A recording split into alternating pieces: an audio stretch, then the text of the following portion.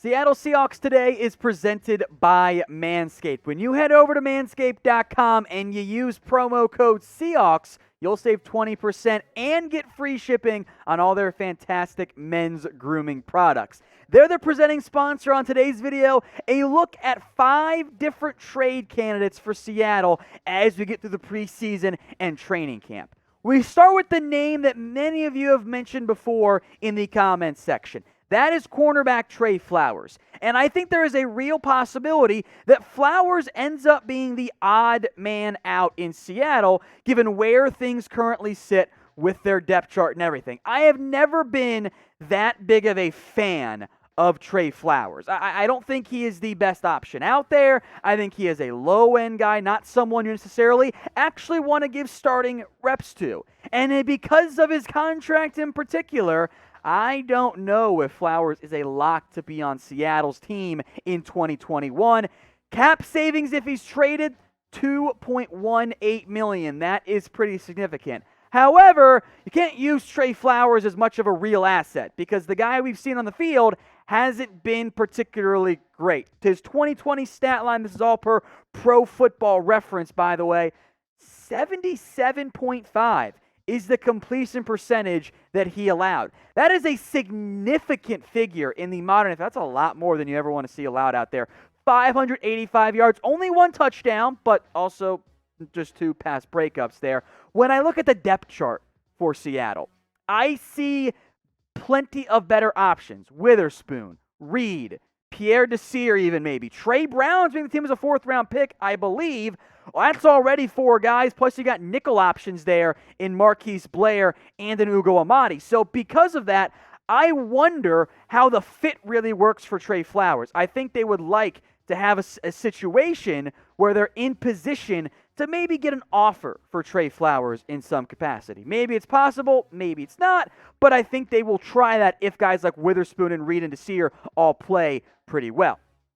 So I want you guys now, I got 4 more guys to get to. Russell Wilson not included, you're welcome. But name a player in the comments section that you guys want to trade away. This is going to be the pinned comment on today's video. So if you get the ad break here on YouTube, scroll on down and get your votes in.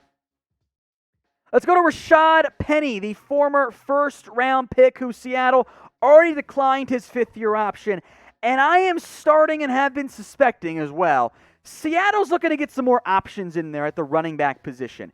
Look, they went out, they explored Gio Bernard, which surprised me because that's not something that I thought they needed. And with the way Rashaad Penny's contract is set up, they could save just under $2 million if they were to trade him away. And there is already a log jam right now at the running back position. Now, I still think that Penny's the 2nd best guy on this team in terms of the backs, but he didn't play much in 2020. 11 carries, 34 yards. He does offer some return value. He does offer some pass-catching value as well. But I don't think anyone in their right mind, and even people not in their right state of mind, would argue Rashaad Penny's been a great football player or worthy of a 1st-round pick. Now, that could change in 2020. I hope it does. We've seen flashes of Rashaad Penny over his NFL career, averaging over 5 yards per carry. 2019 was a pretty decent year, but the injuries have always been a major problem for him. And I just wonder if maybe Seattle's at the point where they go, we got other running backs. We can explore different players. We can look elsewhere, We got DJ Dallas. We got Travis Homer. More on him coming up, by the way, in a second. They brought back Alex Collins. They got a bunch of undrafted guys, fullback Nick Bellore. There is already a logjam. And the interesting guys like Gio Bernard makes me think Seattle would be open. They'd be amenable to moving on from Rashaad Penny if they got a decent offer. So what would you guys do with Rashaad Penny? Type K for keep him. Type C for you want to cut him and you want to move on altogether. Type T for, actually, you'd rather trade him in the end. Get your votes in for me in the comment section. Now, of course, you would always try to trade somebody before you cut him, and you'd save about $500,000 less if you cut him as opposed to trading him, but that's life in the NFL. I might lean towards a keep if there's no good offer, but I'm going to listen to all trade offers if those come in. So again, get your votes in here. Type K for keep Rashaad Penny, C for cut, or T for trade.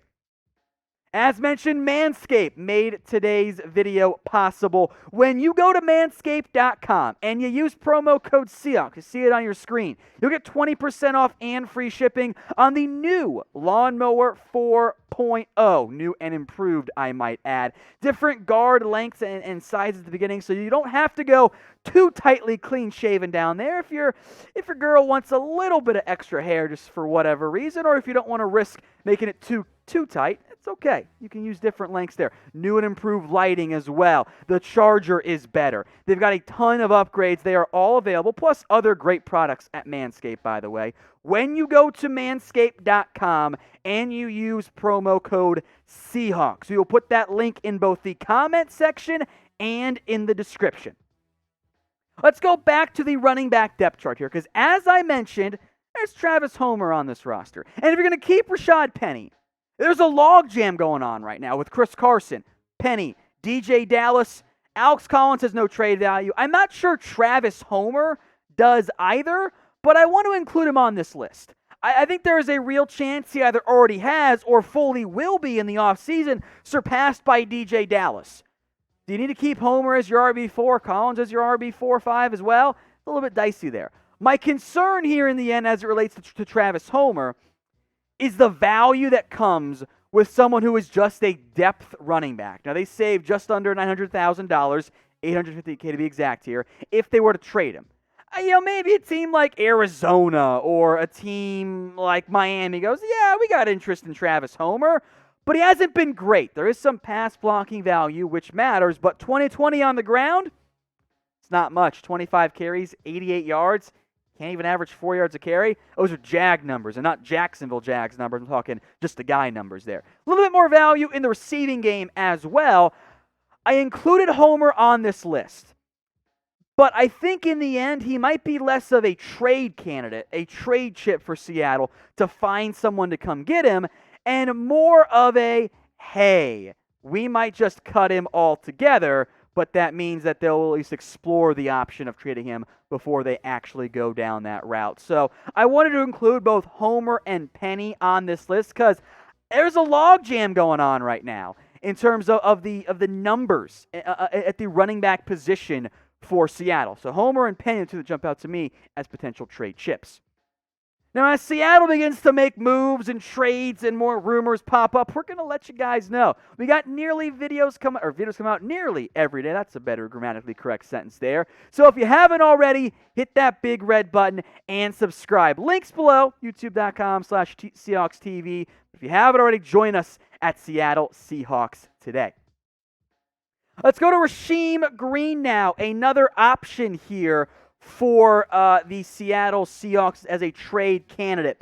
Green went from 51% snap counts in 2019, and that plummeted in 2020 all the way down to 32%. Now, part of that was because of a numbers game that was going on at defensive end and at defensive tackle. The numbers are not quite right. There's an extra bodies there. Again, you save a decent amount of money if you were to trade him.